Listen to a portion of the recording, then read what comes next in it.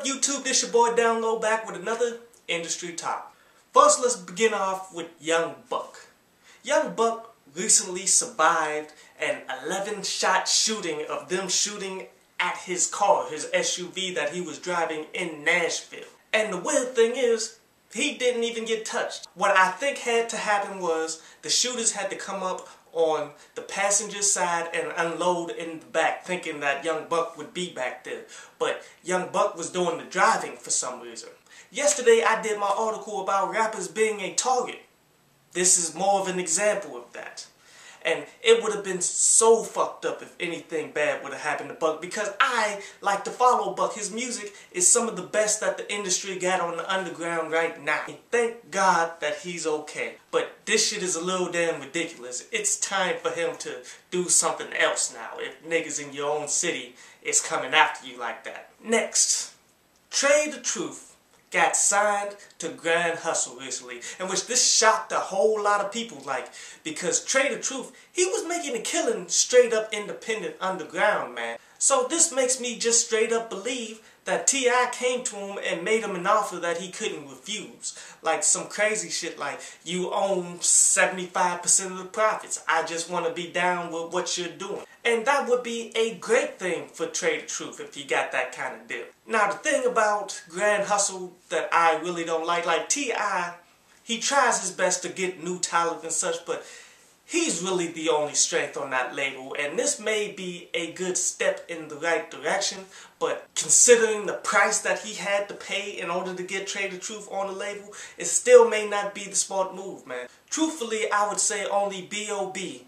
is the best move that T.I. made when it comes to signing people. Next, people are making a play about the life of Tupac, man. And it's going to be a musical called Holla If You Hear Me, in which his mom, Afeni Shakur, had to sign off on it. And she signed off on it, and they're currently auditioning, trying to find who's going to play Tupac. It's going to be interesting to see whoever they get to play, because pretty much any movie that they did with Tupac, man, like trying to do his life, like that Notorious movie, or all of the other movies that BET did on the slide and didn't want to say it was about Tupac and Biggie, all of the actors have been pretty terrible. Like, it's pretty tough to find an actor to be like Tupac. He was like a one-of-a-kind dude.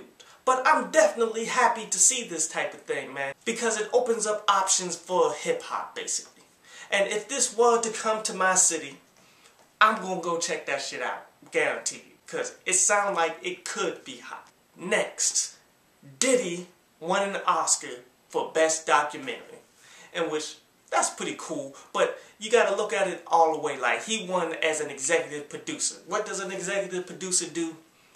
He basically puts up the money for them to make the movie, in which I guess that does deserve some recognition, but the fact that you didn't really do much about it, I don't think they should have posted it all online. Diddy won this award, when really it was the directors and the writers and such. Like, the directors on this was T.J. Martin and Daniel Lindsay. By T.J. Martin winning this, he became the first African-American director to ever win an Oscar, and that is a great look. I mean, the documentary that they won this off of was Undefeated, in which it was a movie about a coach that's trying to rejuvenate a high school football team. But even though I don't like award shows at all, because I feel most of them are rigged and shit, but whenever this type of shit happens, I smile about it. Just like when 3 6 Mafia won the Oscar.